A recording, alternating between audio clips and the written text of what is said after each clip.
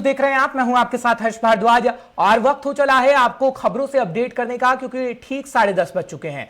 बात सबसे पहले करेंगे उत्तराखंड की, क्योंकि उत्तराखंड से जानकारी मिल रही है, क्योंकि स्कूल खुल गए हैं और तकरीबन जब 1.5 साल बाद स्कूल खुल रहे हैं तो हालात कैसे हैं वो तस्वीर आपको बखूबी दिखाएंगे, क्योंकि लगभग 4 राज्य ऐसे हैं जहां पर आज स्कूल खुल रहे हैं और सुबह से ही बच्चों का आना भी शुरू हो चुका है। बात पंजाब की करें, उत्तराखंड की करें या फिर छत्तीसगढ़ की करें, सबसे पहले उत्तराखंड का जिक्र करते हैं, क्योंकि उत्तराखंड में आज से स्कूल खुल गए हैं। एसओपी जारी कर दी गई है, ऑनलाइन और ऑफलाइन दोनों तरीकों से पढ़ाई होगी, ये जानकारी इस वक्त मिल रही है। स्कूल आने के लिए परिजनों की सहमति बेहद जरूरी होगी। बड़ी खबर इस वक्त की उत्तराखंड से आपको बता रहे हैं, बोर्डिंग में जाने वाले बच्चों के लिए नेगेटिव रिपोर्ट अनिवार्य है। ये बड़ी खबर इस वक्त मिल रही है, क्योंकि कल ही ये ऐलान दरअसल कर दिया गया था कि अब 2 अगस्त से स्कूल खुल जाएंगे, जो सरकार की तरफ से एसओपी जारी कर दी गई थी। हालांकि ये स्कूल सुबह 8 बजे से 2 बजे तक लग रहे हैं और यह भी कहा जा रहा है कि ऑनलाइन पढ़ाई जो पहले से होती थी वो भी लगातार जारी रहेगी, यानी बच्चों के पास ऑप्शन है, वो ऑफलाइन पढ़ाई भी कर सकते हैं, ऑनलाइन पढ़ाई भी कर सकते हैं। और उत्तराखंड के अंदर हालांकि अगर बच्चों का जिक्र करें तो बच्चों का पहुंचना शुरू हो गया है, क्योंकि देहरादून के स्कूल की तस्वीर भी सामने आई, जब स्कूलों के अंदर पहुंचना शुरू हो गए हैं बच्चे। हालांकि चेहरे पर मास्क है और अगर टीचरों की बात करें तो टीचर को ये एडवाइजरी जारी कर दी गई थी कि कोई भी टीचर बिना अपने आप को वैक्सीनेट करके स्कूल में नहीं आएगा। हालांकि बच्चों का जिक्र करते हैं तो बच्चे स्कूल में पहुंचे हैं तो सोशल डिस्टेंसिंग का पालन किया जा रहा है, चेहरे पर मास्क लगाया जा रहा है और पूरी स्थिति ठीक ठाक बनी हुई है। धनराज गर्ग इस वक्त हमारे साथ जुड़ रहे हैं। धनराज, क्या कुछ जानकारी आप देंगे, क्योंकि सुबह से हम देख रहे हैं कि आप स्कूलों में पहुंचे हैं और वहां पर क्या स्थिति है, क्या कोरोना नियमों का पालन किया जा रहा है? धनराज जी हर्ष, बिल्कुल जिस तरीके से आज से स्कूल खुल गए हैं, काफी समय के बाद स्कूल खुले हैं। उत्तराखंड सरकार ने जो आदेश जारी किए हैं वो अभी 9 से 12 तक के स्कूल खोले गए हैं। हालांकि जिस तरीके से देखा गया, व्यवस्था की बात करें तो तमाम व्यवस्था स्कूल में देखने को मिली। जब हम स्कूल में पहुंचे तो देखने में मिला कि जो छात्र स्कूल में पहुंच रहे हैं वो मास्क लगाकर पहुंच रहे हैं, और वहीं यदि टीचरों की बात करें तो टीचरों का साफ तौर पर कहना है कि उन्होंने अपने आप को वैक्सीनेशन लगवा ली है, इसीलिए वो स्कूल पहुंचे हैं। क्योंकि उत्तराखंड सरकार ने साफ तौर पर निर्देश जारी किए थे कि जो भी टीचर स्कूल जाएंगे उनको दोनों डोज लगनी अनिवार्य होगी।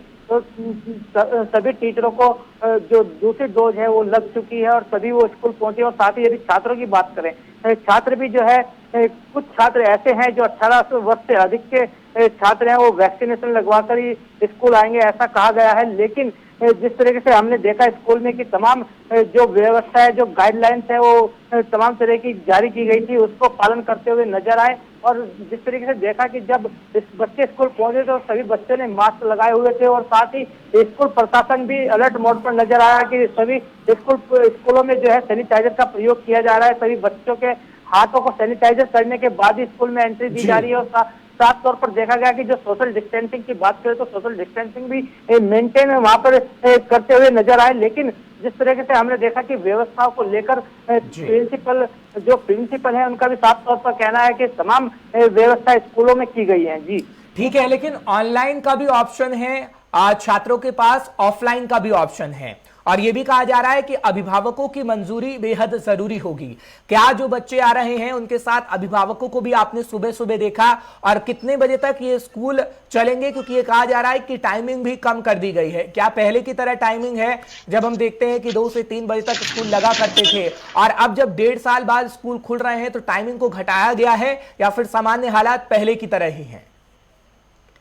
जी हर्ष, बिल्कुल जिस तरीके से एक एसओपी जारी की गई है उत्तराखंड सरकार द्वारा, जिसमें साफ तौर पर कहा गया है कि परिजनों की अनुमति भी अनिवार्य होगी, तो कहीं ना कहीं वो भी देखने को मिली है कि जिस तरीके से एक फॉर्म जारी स्कूल की तरफ से किया गया था, उस फॉर्म पर बच्चे सिग्नेचर कराकर माता पिता के लाए हैं कि हाँ वो अपने बच्चों को स्कूल भेजना चाहते हैं। हालांकि सरकार ने यह भी साफ तौर पर कहा है कि यदि कोई बच्चा स्कूल नहीं आना चाहता है तो वो ऑनलाइन भी क्लास ले सकता है। लेकिन जिस तरीके से हमने देखा, जब बच्चे स्कूल पहुंच रहे तो कहीं ना कहीं कुछ पेरेंट्स भी उनके साथ स्कूल पहुंच रहे थे, और साफ तौर पर देखने में आया कि एक बड़ा ही उत्साह बच्चों के अंदर देखने को मिला। और यदि समय की बात की जाए तो समय भी घटा दिया गया है। जिस तरीके से पहले 9 से 2 बजे तक स्कूल खुलते थे, लेकिन अब 8 से 12 बजे तक का समय स्कूल खोलने का रखा गया है। हालांकि अभी जो छोटी क्लास है उनको अभी अनुमति नहीं दी गई है खोलने की, क्योंकि जिस तरीके से तीसरी लहर की बात की जा रही है और उसमें साफ तौर पर यही कहा जा रहा है कि जो ये तीसरी लहर जो आएगी वो कहीं ना कहीं बच्चों को प्रभावित करेगी, उसकी दृष्टिगत अभी ये छोटे बच्चों के स्कूल नहीं खोले गए हैं। जी हाँ, ठीक है, एक सवाल का और जवाब दीजिएगा, क्योंकि जब हम उत्तराखंड का जिक्र करते हैं तो ये कहा जा रहा है कि वैक्सीनेशन अभियान में बड़ी तेजी लाई गई है। अब क्या स्थिति कोरोना को लेकर उत्तराखंड के अंदर है? क्योंकि पिछले 2 हफ्ते से हम देख रहे हैं कि एक भी मौत दर्ज नहीं की गई है उत्तराखंड के अंदर। हाँ, मामले आ रहे हैं लेकिन बेहद कम है। अब ये आंकड़ा 30 के करीब पहुंचा है, तकरीबन कि एक दिन के अंदर 30 ही मामले आ रहे हैं और मौत किसी की भी नहीं हो रही है। क्या ये हम कहें कि पूरी तरीके से उत्तराखंड के अंदर सामान्य हालात हो चुके हैं?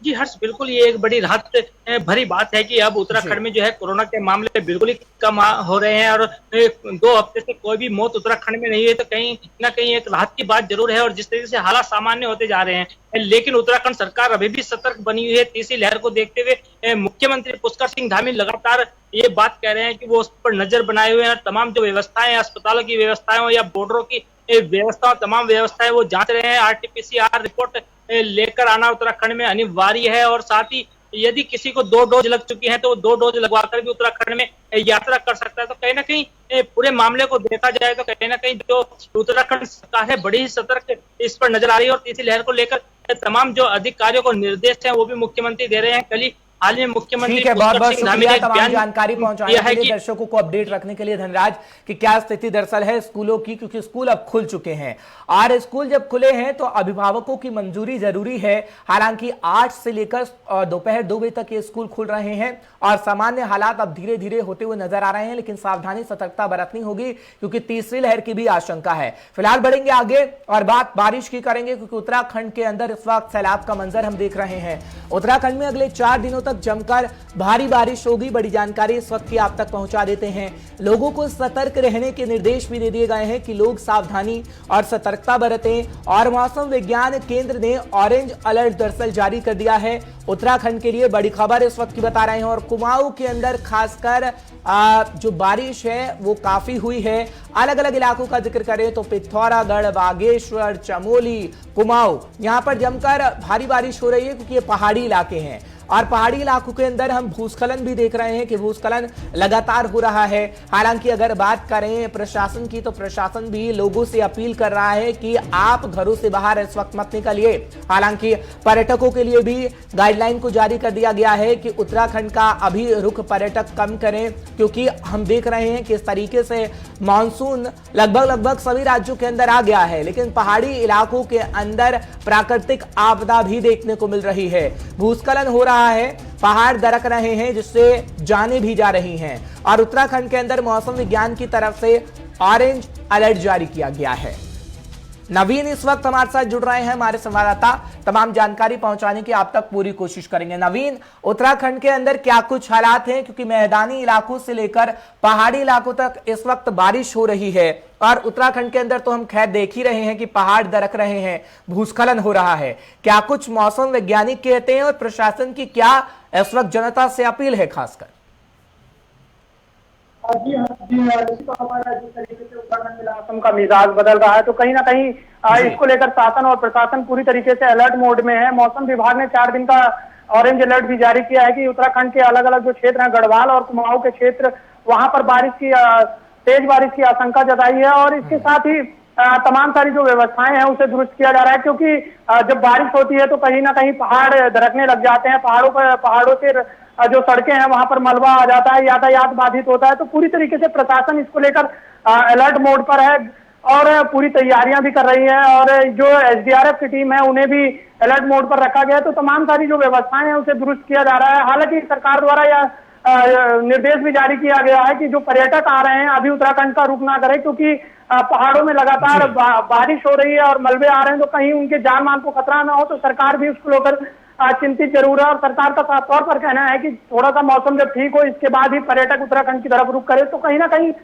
सरकार एक अहम जिम्मेदारी निभा रही है पर्यटकों को लेकर, क्योंकि जो लोगों का हमेशा जानमान का खतरा हो जाता है। पर्यटक जब आते हैं, वीकेंड होता है, शनिवार और इतवार में पर्यटक उत्तराखंड की तरफ रुख कर देते हैं। तो सरकार का पूरी तरीके से सरकार साफ तौर पर यह कह रही है कि अभी उत्तराखंड का रुख पर्यटक ना करें और सरकार ने पूरी तरीके से अलर्ट मोड पर रखा है शासन और प्रशासन को की पूरी जो जहां पर पहाड़ दरकने की घटनाएं हो रही हैं वहां पर जाकर मॉनिटरिंग की जाए, उन जगहों की मॉनिटरिंग की जाए। अगर जरूरी ना हो तो उस जगह पर पर्यटकों को और आम जनता को ना जाने दिया जाए। ठीक है नवीन, ये भी जानकारी मिल रही है कि कई जो सड़कें हैं वो अवरुद्ध हो गई हैं और बद्रीनाथ हाईवे का भी जिक्र करेगा क्योंकि बद्रीनाथ हाईवे को बार बार बंद किया जा रहा है। कितनी परेशानी इस वक्त लोगों को हो रही है और ये भी कहा जा रहा है कि पहाड़ी इलाकों के अंदर इस वक्त कुछ सैलानी भी फंसे हुए हैं जिनकी मदद के लिए प्रशासन ने कई टीमों को भी रवाना कर दिया है। जी निश्चित तौर पर अगर हाईवे की बात की जाए तो बद्रीनाथ हाईवे वहां पर मलबा आया है और वहां से रास्ता अवरुद्ध हो गया है, लेकिन प्रशासन पूरी तरीके से अलर्ट मोड पर है। जिला अधिकारियों को अलर्ट किया गया है कि आप क्षेत्र की मॉनिटरिंग करते रहें। अगर कोई ऐसी घटना होती है तो तुरंत वहां पर राहत और बचाव कार्य पहुंचाया जाए। तो तमाम सारी जो व्यवस्थाएं हैं उसे दुरुस्त किया गया है। एसडीआरएफ की टीम मॉनिटरिंग कर रही है और जगह पर पहुंचकर जो रास्ता खोलने का काम हुआ शुरू कर दिया गया है। तो व्यवस्थाओं को दुरुस्त किया गया है। मौसम विभाग साफ तौर पर अलर्ट जारी करता रहता है। समय समय पर मौसम विभाग द्वारा अलर्ट जारी किया जाता है कि इन क्षेत्रों में ना जाएं। आपको बता दें कि जो गढ़वाल और माफ कीजिएगा कुमाऊं का जो क्षेत्र है, कुमाऊं क्षेत्र में भी इस समय बारिश पूरी तरीके से बारिश हो रही है और वहां पर भी रास्ता अवरुद्ध हुआ है, लेकिन प्रशासन को अलर्ट मोड पर रखा गया। प्रशासन पूरी तरीके से अलर्ट है और प्रशासन का यह दावा है कि जहां पर भी कोई भी अगर मलबा आ रहा है या सड़कें अवरुद्ध हो रही हैं तो उन्हें तुरंत साफ किया जा रहा है और यातायात को सुचारू किया जा रहा है। ठीक है नवीन, एक आखिरी सवाल, उत्तराखंड के मैदानी इलाकों का क्या हालात है क्योंकि क्या उन शहरी इलाकों में सड़कें पानी से लबालब भरी हुई हैं या स्थिति आपको बेहतर दिखती है?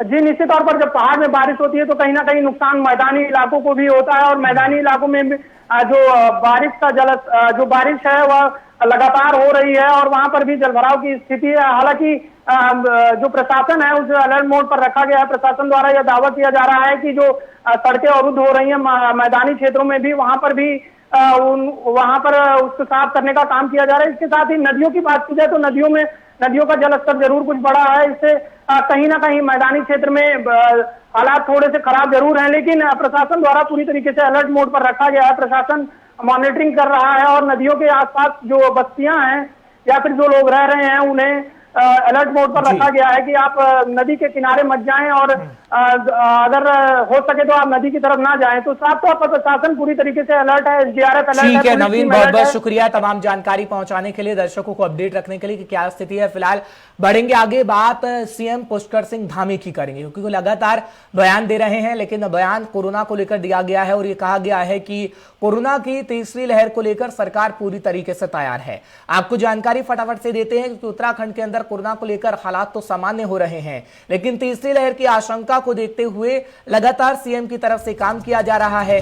बड़ी जानकारी आपको देते हैं, कोरोना की तीसरी लहर को लेकर सरकार दरअसल तैयार है।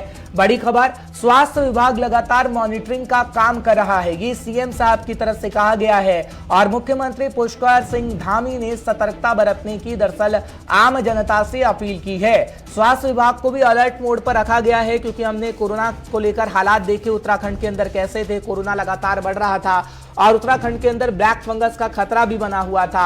और निश्चित तौर पर अगर स्वास्थ्य विभाग का जिक्र करें तो स्वास्थ्य विभाग ने बेहद अच्छा काम किया, लेकिन अभी पुष्कर सिंह धामी की तरफ से पूरी नजर कोरोना के मामलों पर बनाई रखी गई है।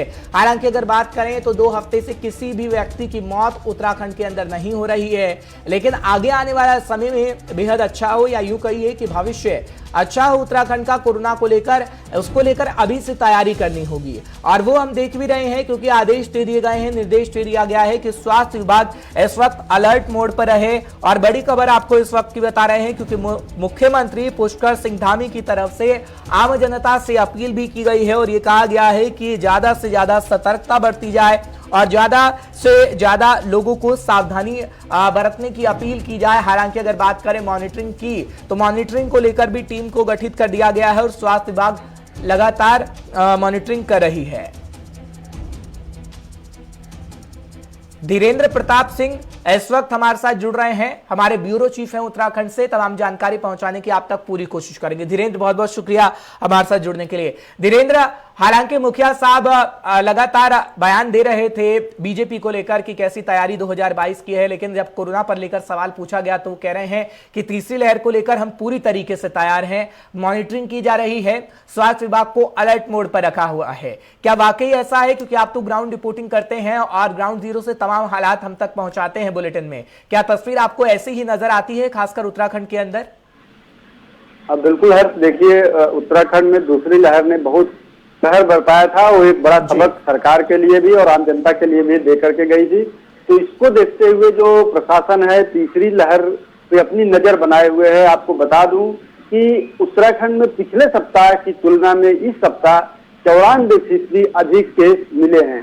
तो इस तरह से एक बड़ा संकेत है, बड़ा इंडिकेशन है कि तीसरी लहर कभी भी दस्तक दे सकती है राज्य में। जिस तरह से देश के 10 अलग अलग राज्यों में कोरोना की तीसरी लहर आती हुई दिखाई दे रही है, उसको देखते हुए राज्य प्रशासन बिल्कुल अलर्ट मोड पे है। स्वयं मुख्यमंत्री मॉनिटरिंग कर रहे हैं। अलग अलग अस्पतालों में बच्चों को देखते हुए कि तीसरी लहर में बच्चे ज्यादा प्रभावित हो सकते हैं, निक्कू वार्ड भी बनाए गए हैं, बच्चों के लिए अलग से वार्ड बनाए गए और उसकी खुद मुख्यमंत्री पुष्कर सिंह धामी मॉनिटरिंग कर रहे हैं। और अब तक लगभग 4 बैठकें वो कर चुके हैं और वीडियो कॉन्फ्रेंसिंग के माध्यम से भी तमाम जो जिले के स्वास्थ्य अधिकारी हैं और जो जिलाधिकारी हैं उन सबसे वो बातचीत कर चुके हैं। लगातार उनको ये निर्देश दिया जा रहा है कि आप सब अलर्ट मोड पे रहे। जो स्वास्थ्य विशेषज्ञ हैं वो बराबर नजर बनाए हुए हैं कि तीसरी लहर अगर आती है तो तैयारियों में कहीं कोई कमी न रहे, उससे उचित तरीके से निपटा जा सके और किसी को भी जान का कोई खतरा न हो, किसी को भी ऑक्सीजन की कमी न हो, बेड की कमी न हो। अस्पतालों में जो संसाधन है उसको एक तरह से ओवरहॉलिंग कर लिया है सरकार ने। तो हम कह सकते हैं कि भी सरकार की तैयारियां देखने में बिल्कुल मुकम्मल लग रही, पूरी लग रही है। लेकिन अब अगर तीसरी लहर आती है तो उस समय तैयारियों की अग्नि परीक्षा होगी कि वाकई इस बात का भी जिक्र करेगा, क्योंकि कोरोना का मुद्दा जब हम उत्तराखंड के अंदर देखते हैं उसके बाद वैक्सीनेशन की प्रक्रिया चली, अब ये अहम मुद्दा है। और जहां जहां सीएम जा रहे हैं उत्तराखंड के अंदर, कोई भी हो, छोटे से छोटा कार्यक्रम हो, बड़े से बड़ा कार्यक्रम हो, वैक्सीनेशन का जिक्र किया जा रहा है, कोरोना का जिक्र किया जा रहा है। सीधा सीधा आप ये कह सकते हैं कि यहाँ जनता को साधने का प्रयास किया जा रहा है और एक ये बड़ा मुद्दा बीजेपी पार्टी बना रही है अपने आप को 2022 के अंदर सामने रखने के लिए। बिल्कुल हर्ष, देखिए मैं आपको बता दूं कोरोना इस बार सियासत का सबसे बड़ा मुद्दा होगा। जो चुनावी महाभारत होना है 2022 में विधानसभा के लिए, उसका सबसे बड़ा मुद्दा इस बार कोरोना होगा। कोरोना से सरकार किस तरह निपट रही है, लोगों की उससे क्या रिएक्शन प्रतिक्रिया है और जो विपक्षी पार्टियां हो इसको किस नजरिए से देखती हैं और किस तरह से चुनाव में उठाएंगी, ये सारे मुद्दे जो है चुनाव की दिशा कौन पार्टी सत्ता में आएगी दोबारा से ये तय करेंगे। तो इसलिए यह बहुत ही महत्वपूर्ण मुद्दा है और इसीलिए शायद वो चाहे सत्ता पक्ष के मुख्यमंत्री हो या विपक्ष के नेता प्रतिपक्ष और प्रदेश अध्यक्ष हो, सबकी जुबान पे एक ही मुद्दा है, वह है कोरोना। इसलिए सरकार कोरोना का जिक्र करती है। वैक्सीनेशन क्योंकि सबसे बड़ा हथियार, सबसे सकारात्मक काम अगर देखा जाए तो वैक्सीनेशन है, इसलिए सरकार का पूरा जोर है कि वैक्सीनेशन अधिक से अधिक मात्रा में हो। हालांकि अभी उत्तराखंड की बात करें तो यहाँ जो रफ्तार पहले तय की गई थी वैक्सीनेशन की, वह अभी नहीं पाई जा सकी है, क्योंकि अभी भी 40,000 पर डे जो लक्ष्य तय किया गया था उससे लगभग 35% कम वैक्सीनेशन पर डे हो रहा है। इस तरह से देखें तो सरकार के लिए सबसे बड़ी समस्या भी है और सबसे बड़ा ये हथियार भी है चुनावी रण को जीतने के लिए कि कोरोना से किस तरह से सरकार निपट रही है। बहुत बहुत शुक्रिया धीरेन्द्र, ये तमाम बातें बताने के लिए। खैर बड़ा मुद्दा है कोरोना, और क्या जो सियासत करने की कोशिश राजनेताओं की तरफ से की जा रही है, कितना जो कहेंगे आपकी पासा जो फेंका जा रहा है वो कहां फिट बैठता है, ये 2022 का वक्त बता पाएगा। फिलहाल बढ़ेंगे आगे, बात उत्तराखंड की ही करेंगे। एक बड़ी जानकारी इस वक्त क्या रही है वो आपको देते हैं। उत्तराखंड में कांग्रेस की बैठक भी लगातार जारी है और कांग्रेस बीजेपी पर तंज कसने का काम कर रही है। बड़ी खबर इस वक्त की आप तक पहुंचा देते हैं। उत्तराखंड में कांग्रेस की बैठक लगातार जारी है। कई लोगों ने थामा है कांग्रेस का दामन। दरअसल कांग्रेस लगातार जनाधार बढ़ा रही है। कांग्रेस पार्टी की सदस्यता ग्रहण की गई है कुछ लोगों की तरफ से, और बीजेपी से परेशान आ चुकी है जनता, ये कांग्रेस की तरफ से कहा गया है। यानी कांग्रेस लगातार तंज कसने का काम इस वक्त बीजेपी पे कर रही है, क्योंकि समय बहुत कम बचा है, और लगभग जब समय कम बचा है तो उसके लिए अब कांग्रेस की तरफ से तैयारी कर ली गई है, क्योंकि अंदरूनी कलह कांग्रेस की देखने को मिल रही थी। लेकिन अब बूथ लेवल पर काम किया जा रहा है, अलग अलग इलाकों के अंदर जाया जा रहा है, और लोगों से ये अपील की जा रही है कि आप कांग्रेस को ही वोट दीजिएगा, साथ ही साथ आप दामन भी थामिए, क्योंकि कांग्रेस अपना जनाधार बढ़ाने में लगी है, और ज्यादा से ज्यादा कांग्रेस अपने कार्यकर्ताओं को बढ़ाने में लगी है, क्योंकि कार्यकर्ता समय पर काम करते हैं, और इसी वजह से कांग्रेस चाहती है कि कांग्रेस की जो स्थिति है वो बेहद मजबूत उत्तराखंड के अंदर हो जाए। खैर ये तो वक्त ही बता पाएगा कि कितनी स्थिति मजबूत उत्तराखंड के अंदर हो पाएगी कांग्रेस की, लेकिन जानकारी आपको दे रहे हैं कि कई लोगों की तरफ से कांग्रेस का दामन थाम लिया गया है। संचित इस वक्त हमारे साथ जुड़ रहे हैं, तमाम जानकारी आप तक पहुंचाने की पूरी कोशिश करेंगे। संचित, क्या जानकारी आपके पास भी है, क्योंकि बीजेपी की तैयारी हो गई है, कांग्रेस का जिक्र करें तो कांग्रेस भी तैयारी कर रही है, अब बूथ लेवल पर जाया जा रहा है, लोगों से अपील की जा रही है कि वोट दीजिए, साथ ही साथ अपना जनाधार बढ़ाने की भी कोशिश, क्या रंग ला पाएगी कांग्रेस की? ने एक नारा दिया है, बूथ जीता चुनाव जीता, उसी को लेकर के अब कांग्रेस इस तैयारी में लगी है। कांग्रेस लगातार बूथ स्तर पे काम कर रही है, और जिस तरीके से महिलाओं की कमी लगातार कांग्रेस में देखने को मिलती थी, तो अब महिलाएं और युवाओं को कांग्रेस जोड़ने का प्रयास कर रही है। और साथ ही साथ जो उधम सिंह नगर में बैठक की गई, इस बैठक में सबसे ज्यादा यूथ और महिलाओं को इस कांग्रेस से जोड़ा गया। साथ ही साथ अब कांग्रेस इस कवायद में लगी है कि लगातार जिस तरीके से छोटे स्तर के नेता, जमीनी स्तर के नेता जो क्षेत्र में काम करते हैं, छोटे एरिया में काम करते हैं, उन सबको कांग्रेस पार्टी से जोड़ा जाए, जिससे कि आगामी जो 2022 का चुनाव है उसमें जो एक बल कांग्रेस को चाहिए वो मिले, और लगातार जो बूथ स्तर तक का काम जो कार्यकर्ता करेंगे, उसी से जो 2022 के चुनाव की जो राजनीति है उसमें जो सत्ता पे काबिज कांग्रेस हो पाएगी। ठीक है, लेकिन संचित इस बात का जवाब दीजिएगा, क्योंकि उत्तराखंड के सीएम का हम जिक्र करते हैं तो वो लगातार जब शामिल हो रहे हैं किसी कार्यक्रम में तो कोरोना को बड़ा मुद्दा बना रहे हैं कि वैक्सीनेशन की प्रक्रिया जो चली और बीजेपी की तरफ से हर एक व्यक्ति को वैक्सीनेट कर दिया गया। अब कांग्रेस का जिक्र करते हैं तो कांग्रेस सिर्फ खामियां गिनाने का काम कर रही है कि हाँ बीजेपी की खामी है, किसी पार्टी की खामी है, लेकिन कांग्रेस का मुद्दा क्या है कि किस मुद्दे पर चुनाव इस वक्त कांग्रेस लड़ेगी कि आगे आने वाले समय में जो वादा किया जाए वो पूरा दरअसल जनता से कर दिया जाए। देखिए, मैं आपको बता दूं कि जो 2022 का सबसे बड़ा मुद्दा होने वाला है वो कोरोना होने वाला है, चाहे वो आम आदमी पार्टी का हो, चाहे वो कांग्रेस का हो, चाहे वो भाजपा का हो।